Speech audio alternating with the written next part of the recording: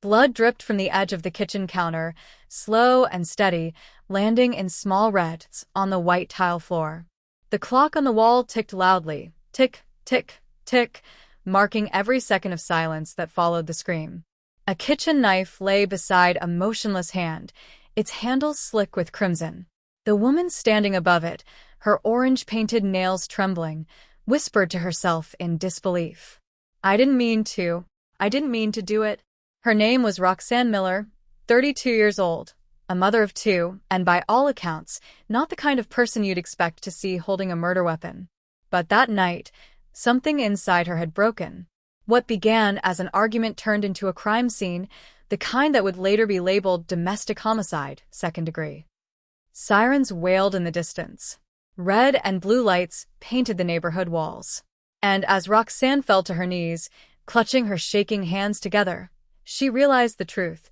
She was about to become one of the thousands of women in America locked away for violent felonies. The door burst open.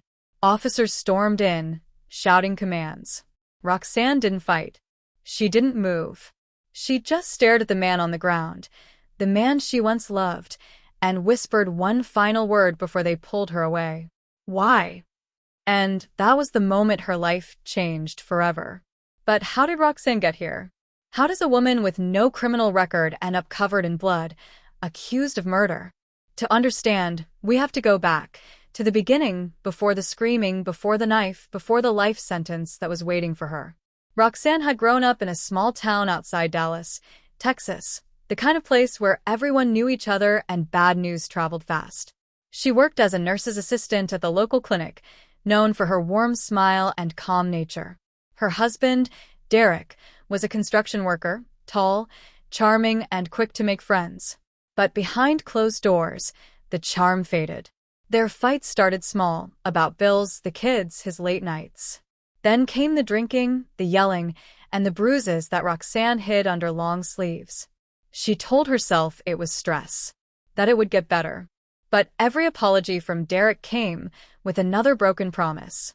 One evening, Roxanne sat on the edge of her bed, holding a photograph of her wedding day. She looked younger there, full of hope. Now, her reflection in the mirror looked like a stranger.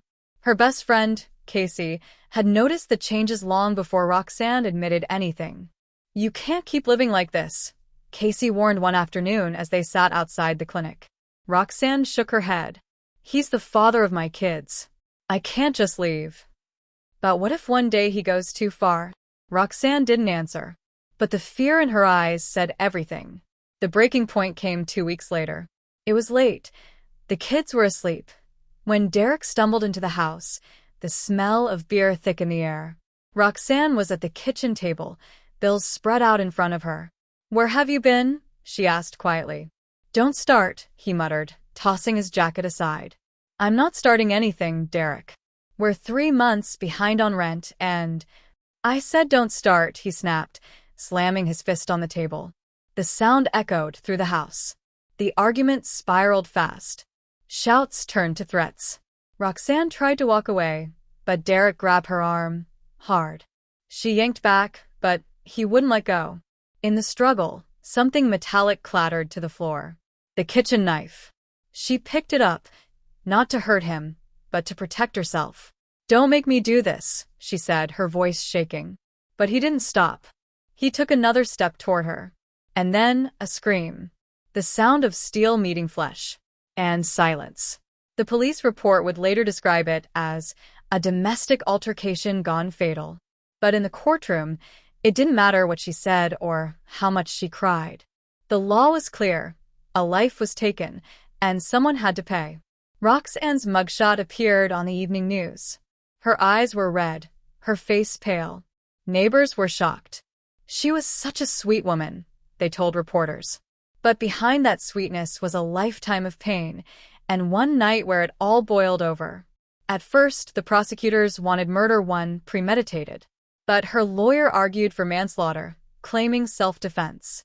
It was a fight between two truths, the law and the life that led up to it.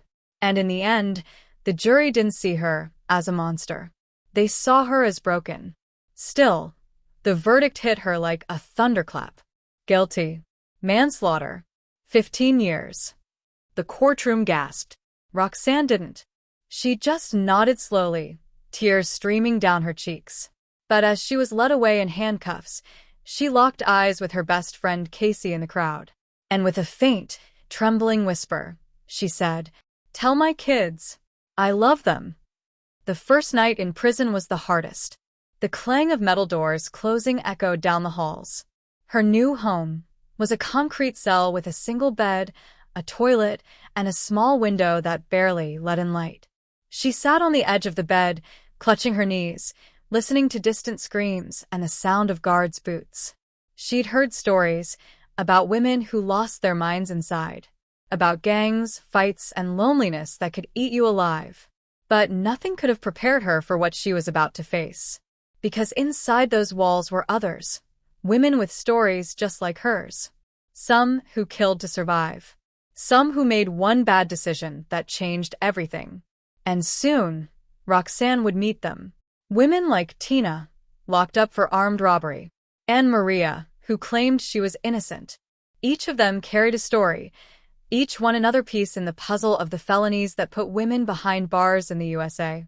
But before Roxanne could even learn their names, something terrifying happened her first week inside, something that would change everything about her time behind bars. The prison alarm went off in the middle of the night. Red lights flashed. Guards shouted, "Lockdown." Roxanne froze. She could hear chaos in the hall, metal clanging, screams echoing, a guard yelling for backup. Then, a shadow appeared outside her cell. And before she could react, the lights went out. The prison plunged into darkness. Roxanne's heart pounded so loudly she could hear it echoing in her ears. The red emergency lights that had flashed seconds ago went out, leaving only blackness and the sound of chaos. Somewhere down the corridor, a woman screamed. Another shouted, "They're fighting in Block C." Guards' boots thundered past. Keys jingled. The heavy metal clink of cell doors echoed like gunshots in the dark. Roxanne pressed herself against the wall, gripping the edge of her thin blanket. Her breathing was fast and shaky. She could smell sweat, fear, and the sharp scent of metal in the air. Then, from somewhere close, a low voice whispered, "New girl, you better stay down." Roxanne froze. She could barely make out a shadow moving in the hallway. A guard's flashlight flickered once, revealing a blur of orange jumpsuits and a trail of something dark on the floor. Blood. It was her first week behind bars, and already, she was living the nightmare she'd only heard about. Moments later, the power came back on with a harsh buzz. The fluorescent lights flickered to life, one by one, revealing chaos. Guards were wrestling two inmates to the ground. Another woman was being dragged away, her hands cuffed, her face swollen and bruised. The warden's voice blasted through the intercom. "All inmates, remain in your cells.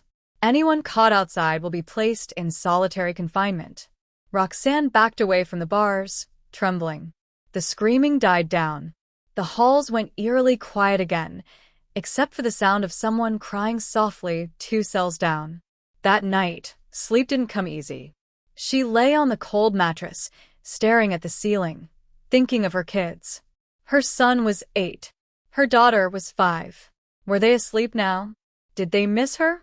Did they know their mother wasn't coming home for a long, long time? A tear slid down her cheek. In that moment, she understood that her world, the one she knew before the trial, was gone forever. The next morning, the cell doors opened with a metallic clang. A guard barked orders. "Line up. Breakfast." Roxanne joined the slow-moving line of women in orange jumpsuits shuffling toward the cafeteria. The air smelled like bleach and something burnt. The sound of boots, chains, and muffled voices filled the space. Inside the cafeteria, long metal tables were arranged under buzzing fluorescent lights. The food line moved slowly, gray eggs, soggy toast, and something that looked like watery oatmeal. As Roxanne sat down with her tray, a woman across from her stared openly. She had tattoos crawling up her neck and a scar over her eyebrow. "You the one from Dallas?" the woman asked, her voice low but sharp. Roxanne hesitated.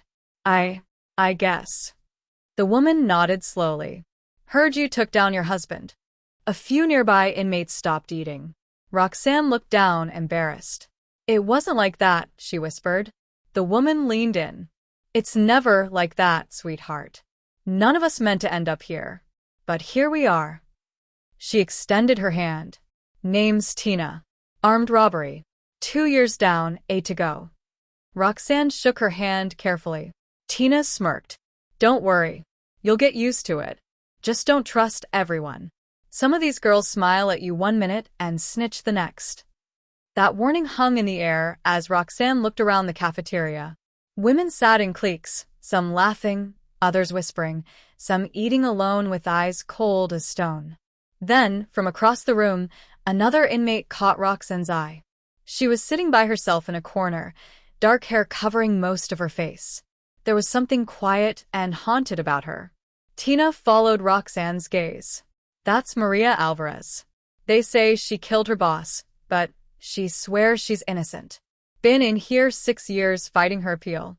Nobody really knows what's true. Maria looked up briefly, her eyes tired but piercing.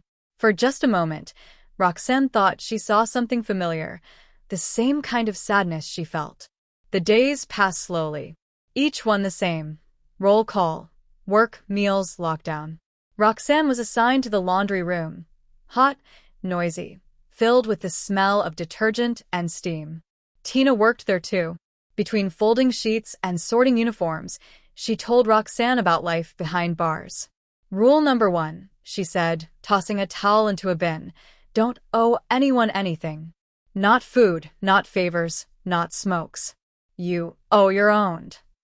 Roxanne nodded silently, trying to take it all in. Every sound, every rule, every look from the guards made her feel like she was shrinking. One afternoon, while collecting laundry, Roxanne passed by Maria again. She was sitting alone by the wall, sketching something on a scrap of paper with a dull pencil. Is that your family? Roxanne asked softly. Maria looked up, startled. Then she nodded. My daughter. She was 5 when they took me. Roxanne's throat tightened. Mine's 5 too. The two women sat quietly for a moment. No guards yelling, no noise. Just two mothers trying to remember the warmth of their children's voices. Maria glanced at her. You don't look like you belong here. Roxanne gave a sad half-smile. Neither do you. But peace never lasted long inside those walls. That evening, during dinner, tension hung heavy in the air. Two inmates from different cell blocks began shouting at each other across the cafeteria. A guard yelled for them to stop, but they didn't listen. The shouting turned to pushing. Then to fists. Trays crashed to the floor. Food splattered. The sound of screaming filled the room. Everyone down. A guard shouted, but panic had already spread. Roxanne ducked under the table, shielding her head as a chair flew past. She could hear the clang of a baton hitting metal, the grunts of women fighting, the chaos of survival. Then, out of nowhere, someone grabbed her arm. It was Tina. Come on, she shouted, pulling Roxanne toward the corner of the room. They crouched behind a serving counter as guards rushed in with pepper spray. The air burned Roxanne's eyes and throat. She coughed, gasping for breath. Through the haze, she saw Maria standing frozen in the middle of the cafeteria, tears streaming down her face, clutching her sketch like it was the only thing keeping her alive. Then bang! The sound of a gunshot echoed through the cafeteria. Everything stopped. The screaming, the fighting, all at once, silence. A guard shouted, "Inmate down." Roxanne blinked through the stinging smoke, her eyes widening. She saw a woman collapse near the center of the room, blood spreading across the gray floor tiles. Tina whispered hoarsely, "Oh God, they shot her." The guards ordered everyone to the ground. Roxanne's hands shook as she pressed her face to the cold floor, tears and sweat mixing. Her mind raced. She had already seen death once. She thought she'd never see it again. But now, here she was, surrounded by violence once more, trapped in a place where danger could explode from anywhere. The woman on the ground didn't move. The guards called for medical, their voices tight with panic. Roxanne stared at the blood spreading across the floor, the same red she'd seen on her kitchen tiles the night Derek died. And in that moment, she realized the truth. In this place, even if you weren't a killer, you could still die like one.